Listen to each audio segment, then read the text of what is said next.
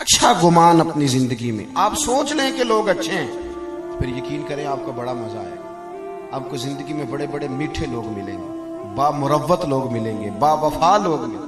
اخلاق اگر آپ نے شروع کرنا ہے تو سب سے پہلے ذہن سازی کریں، اور یہ بات لکھ لیں دل کی تختی پر کہ جب آپ اچھا سوچتے ہیں تو پہلا نفع یہ ہوتا ہے کہ رب آپ کے دل کو سکون عطا فرماتا ہے، اللہ آپ کو راحت دیتا ہے جب آپ اچھا سوچتے ہیں۔ حضرت بشر حافی رحمت اللہ علیہ کے بارے میں شیخ عبداللہ یافعی نے روض الریاحین کے اندر لکھا ہے، حضرت بشر حافی بہت بڑے درویش تھے۔ آپ کو پتہ نا آج کل لوگوں کو کامل پیر بھی نہیں ملتا، تو میں نے ایک دن کہا تھا، میں نے کہا 3 بندوں کا پیر کوئی نہیں ہوتا، ایک جو چودھری صاحب ہوتے ہیں ان کا بھی پیر کوئی نہیں ہوتا، اور ایک جن کی جیب میں پیسے زیادہ آ جائیں ان کا بھی پیر ہے۔ ناراض ہو گئے آپ؟ اور تیسرا جو آدمی کو 4 ڈگریاں لے لینا، چاہے سیپلیوں میں بھی یہ کر لے، اس کا بھی پیر کوئی نہیں ہوتا، اس کا بھی تھرمامیٹر تگڑا ہو جاتا ہے۔ وہ درس نظامی کے عالم سے آ کے پوچھتا ہے آپ کی تعلیم کتنی ہے، وہ کہتے ہیں جی میں نے درس نظامی، نہیں وہ تو ٹھیک ہے تعلیم کتنی ہے، تو تو نے تو 3 سیپلیوں میں بھی یہ کیا ہے۔ اللہ کے فضل سے مدارس اسلامیہ کے چوتھے سال کا بچہ وہ کسی ماسٹر ڈگری والے کو قریب پھٹکنے نہیں دیتا۔ کیا سمجھتے ہیں ٹسٹ تے پکھڑا کوار گندل اسی اور بھی بوٹیاں جاننے ہیں؟ یہ تو ہم نے بچوں کو سمجھایا ہوا ہے کہ آپ کی زبان سے میٹھے جملے ہی اچھے لگیں گے۔ آپ میری بات پر توجہ کریں۔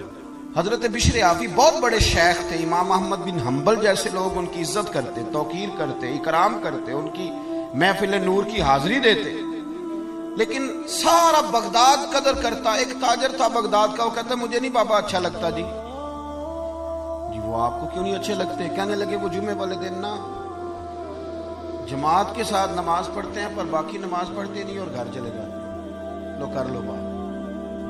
بہت سارے لوگوں کو شکوہ ہوتا ہے کہ ہمارا امام جو ہے وہ عصر کی سنتیں پہلی نہیں پڑھتا اور عشاء کی پہلی سنتیں نہیں پڑھتا، تو میں کہتا ہوں جس چیز کو رب رسول نے فرض نہیں کیا آپ کیوں کرتے ہیں؟ پڑھنی چاہیے انہیں، خیر کی بات یہی ہے، عمدہ بات یہی ہے، پر اتنی زیادہ تنقید، اتنی زیادہ، اور سارے فیصلے دوسروں کے لیے کر لیے نیک ہونے کے۔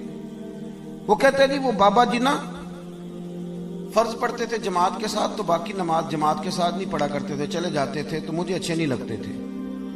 لوگوں نے مجھے سمجھایا کہ اللہ کا نیک بندہ ہے، بڑے بڑے علماء اور ذی شعور لوگ قدر کرتے ہیں، اور آپ کا یہ حال ہے۔ کہتا ہے میں نے ایک دن سوچا کہ میں پتہ تو کروں بابا جاتا کہاں ہے ویسے جمعے والے دن، اتنی جلدی کاہے کی؟ کہتے ہیں میں نے ان کے ساتھ نماز جمعے کی ادا کی، ایک ہی صف میں۔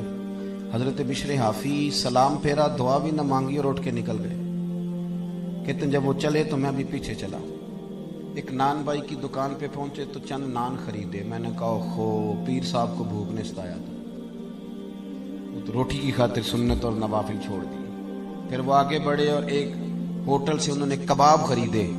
میں نے کہا خو دیکھو ان کی عمر دیکھو اور ان کے ذائقے دیکھو۔ پھر وہ جب جنگل کی طرف بڑھے تو میں نے سوچا کہ یہ نا سبزے پہ بیٹھ کے اب کھانا کھائیں گے لوگوں سے چھپ کے، اور لوگوں کو بتائیں گے کہ روزے زیادہ رکھتا ہوں، میں تو عبادت میں رہتا ہوں۔ کہتے ہیں وہ جنگل کی طرف مڑے تو میں بھی پیچھے ہو گیا۔ چلتے چلتے نا حیران میں تب ہوا جب ایک جھونپڑی آئی، اس جھونپڑی کا دروازہ باہر سے بند تھا۔ بوڑھے شیخ نے اپنے کانپتے ہاتھوں سے وہ دروازہ کھولا، اور جب انہوں نے پردہ ہٹایا تو چارپائی پہ ایک بوڑھے بابا جی جو فالج زدہ ہے، مریض ہیں، وہ لیٹے ہوئے تھے۔ کہتے ہیں حضرت شیخ نے کھانا ایک کونے میں رکھا اور دوڑ کے پہلے بابا جی کو سیدھا کیا، اور پھر جھٹ سے پیالے میں پانی لائے اور اپنے امامے کا پلو پانی میں ڈال کے تو بابا جی کا منہ صاف کیا۔ بابا جی کو بٹھا کر کے نا تو پہلا لقمہ توڑ کے ان کے منہ میں ڈالا، اور حضرت بشر حافی کہنے لگے بزرگوں معاف کرنا، آج جمعہ تھا، نماز پڑھتے دیر ہو گئی، روٹی لے کے آنے میں دیر ہو گئی، ابھی تو میں نے سنت بھی پڑھنی ہے، نوافل بھی پڑھنے ہیں، ابھی تو میری بقیہ نماز باقی ہے۔ وہ شخص کہتا ہے میں باہر کھڑا تھا اور میرا وجود کانپ رہا تھا، میں تھر تھر کانپ رہا تھا، میں کیا سوچتا تھا، یہاں کیا بن گیا۔ حضرت بشر حافی رحمت اللہ تعالی علیہ کہنے لگے معاف کرنا، تو بوڑھے بابا جی کہنے لگے بشر 14 سال ہو گئے یار، میرے تو اپنے بھی مجھے چھوڑ گئے، 14 سال ہو گئے، روز روٹی لے کے آتے ہو، میں زندہ لاش ہوں، کب تک بیمار رہوں گا، कब तक आते रहोगे, अब बस भी करो ना। तो हजरत बिशर हाफी ने बाबा जी की आंखों से आंसू पूंछे और दूसरा निवाला मुंह में दे के फरमाने लगे, बाबा जी बस बस, आज के बाद ये बात ना करना। ये जो सारा शहर मेरी कदर करता है और मैं नंगे पांव बगदाद की गलियों में चलता हूं तो जानवर भी गोबर नहीं करते, तो ये मेरे नफलों और चिल्लों की वजह से नहीं है। मैं आपकी खिदमत करता हूं तो रब ने मखलूक के दिलों में मेरी मोहब्बत पैदा फरमा दी। बात को समझे मेरे भाई। वो कहते मैं जिसको उनकी गलती समझता था ना, वो उनकी सबसे बड़ी खूबी निकल आई। और मियाँ कुछ तो मजबूरियां रही होंगी, यूं ही कोई बेवफा नहीं होता। कुछ तो मजबूरियां रही होंगी, यूं ही कोई हमने तो हर शख्स के बारे में, आप यकीन करें हर शख्स के बारे में जिसकी भी बात छेड़े ना, जिसके भी लोग कोई ना कोई कहानी सुना देते हैं, कहते हैं आपको नहीं पता मैं बताता हूं। भाई बस करें। नबी पाक सल्लल्लाहु अलैहि वसल्लम ने फरमाया लोगों की जासूसी ना करो वरना तुम उन्हें खराब कर दोगे।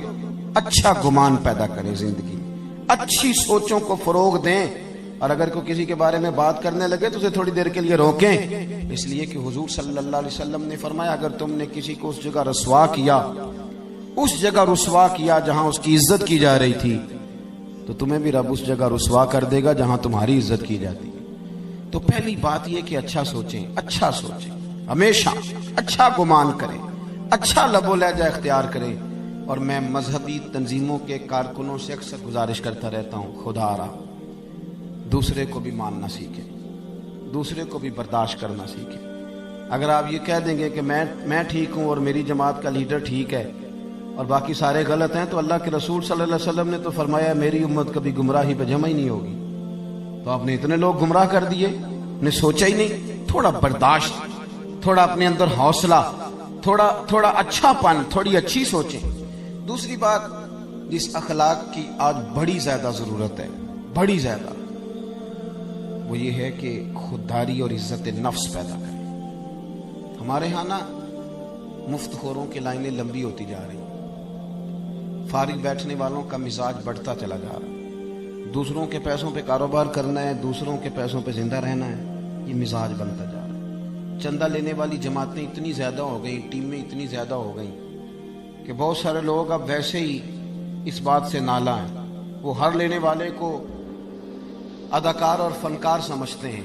मिल्लत के जवान फारिग घूमते हैं, हर वक्त सोचते हैं कि अगर मेरा बरतानिया वाला मामू मेहरबान हो जाए तो फिर मेरा काम बढ़ जाएगा, अगर अमेरिका वाली फुफो कभी राजी हो जाए ना फिर मैं बढ़। सहारे ढूंढते हैं। कुरान मजीद ने असहाबे सुफा की तारीफ की, ये कहा कि वो बड़े गरीब लोग थे, लेकिन फरमाया ला यसअलून अन्नास इल्हाफा, वो कभी भी लिपट लिपट कर सवाल नहीं करते, अपनी खुददारी को बचा के रखते, बचा के। हजरत हकीम बिन हिजाम रदी अल्लाह ताला अन्हु फरमाते हैं मैं नबी पाक सल्लल्लाहु अलैहि वसल्लम की खिदमत में हाजिर था और हम 8-9 सहाबा हाजिर थे। हुजूर ने फरमाया मेरे हाथ पे बैत करो। या रसूल अल्लाह सल्लल्लाहु अलैहि वसल्लम हम तो बैत कर चुके। हुजूर ने फिर फरमाया बैत करो। हुजूर हम तो बैत कर चुके। तीसरी दफा फरमाया बैत करो। या रसूल अल्लाह किस बात पर? फरमाया मेरे हाथ पर बैत करो, किसी दुनियादार से सवाल नहीं करो, किसी सेठ नवाब से सवाल, हाँ अपनी मट्टी पे चलने का सलीका सीखो। किसी के संग मरमर पे चलोगे तो फिसल जाओगे। छोड़े हाथ फैलाना, छोड़े। हर वक्त इंसान यही सोचता रहे कि फलां सेठ राजी हो गया तो काम बन गया। झूठ बोलना, खुशामतें करना, दुनियादारी करना, इस चक्कर से बाहर आए। जब को मेरे नाम पे चंदा मांगने निकलेगा कि मियां असमत साहब आपने मौलाना साहब बुलाए हैं तो सुना है कि आपको 40,000 रुपया भी देना है, और इस नाम पे जब चंदा इकट्ठा होगा तो मेरी बात का कोई खाक असर लेगा। वो कहेगा हजरत तो काम लगे हुए हैं, तो कारोबार के लिए निकले हुए हैं माज़अल्लाह। खुदा हर चीज के अंदर थोड़ा खुददारी कफे, थोड़ा इज्जत नफ्स का ख्याल करे। दुनिया में अमीर आदमी कौन होता है? जो ज्यादा मालदार हो? ना भाई, अमीर तो वो होता है कि जो रब ने उसे दिया हो फिर उस पर उसे कनात भी हासिल हो। मुस्नद इमाम अहमद बिन हंबल में नबी पाक सल्लल्लाहु अलैहि वसल्लम से हजरत अनस बिन मालिक ने पूछा हुजूर जिल्लत क्या है? फरमाया लालच ना करना, जलील हो जाएगा। अर्ज की हुजूर इज्जत क्या है? इज्जत क्या है? इज्जत क्या है? अल्लाह के रसूल ने फरमाया जो रब ने तुझे दिया है ना, जो रब ने तुझे दिया है उस पर राजी हो जा, अल्लाह तुझे इज्जत अता फरमा देगा। छोड़ दे दूसरों की जेबें देखना, निकल आए इस दौड़ से बाहर, बाहर आए। حضرت سالم بن عبداللہ بن عمر، امام ابو نعیم نے لکھا ہے اس کو، حضرت سالم بن عبداللہ حضرت عبداللہ ابن عمر کے صاحبزادے، اور جو تسلسل آ رہا ہے نا صوفیاء کا، اس جماعت کے سرخیل ہیں، اہل ذکر تھے، اہل وجد و سرور تھے، کیفیات والے لوگ تھے۔ حضرت سالم بن عبداللہ رضی اللہ تعالیٰ عنہ طواف کعبہ کے لیے تشریف لے گئے حرم مکہ میں، تو طواف آپ فرما رہے تھے تو اللہ تعالیٰ اپنے نیک بندوں کی محبت لوگوں کے دلوں میں ڈال دیتا ہے، لوگ دور دور سے آتے، آپ کی دست بوسی کرتے، دعا کراتے۔ خلیفہ کو کسی نے بتایا کہ حضرت سالم بن عبداللہ آئے ہوئے ہیں، وہ بھی چلا گیا، اور جب اس نے دیکھا نا بڑا رش ہے تو وہ انتظار کرنے لگا۔ حضرت طواف سے فارغ ہوئے، 8واں استلام جب کر لیا تو آگے بڑھا، ہاتھ ملایا، کہنے لگا جی میں گورنر ہوں، خلیفہ ہوں مکے کا۔ اب نے فرمایا تو میری باتوں کی سمجھ آ رہی ہے آپ حضرات کو؟ کہنے لگا جی میں یہاں کا خلیفہ ہوں، تو میری یہ خواہش تھی کہ کوئی حکم ہو تو آپ بتاتے، میں پورا کرنے کو حاضر ہوں، کوئی حکم ہو تو بتائیے۔ تو حضرت سالم بن عبداللہ رضی اللہ تعالیٰ نے اس کا چہرہ دیکھا تو فرمانے لگے کس نے گورنر بنایا تجھے؟ تو بڑا بیوقوف آدمی ہے، تو بالکل تجھے خیال ہی نہیں آیا، تو کیا کہہ رہا ہے؟ وہ کہتے ہیں پہلی دفعہ کسی بندے سے ملاقات ہوئی تھی، میری بھی ٹانگیں کانپنے لگی، یہ شخص کہاں سے بات کر رہا ہے؟ خودداری ایک بڑی اعلیٰ چیز کا نام، کس نے تجھے گورنر بنایا؟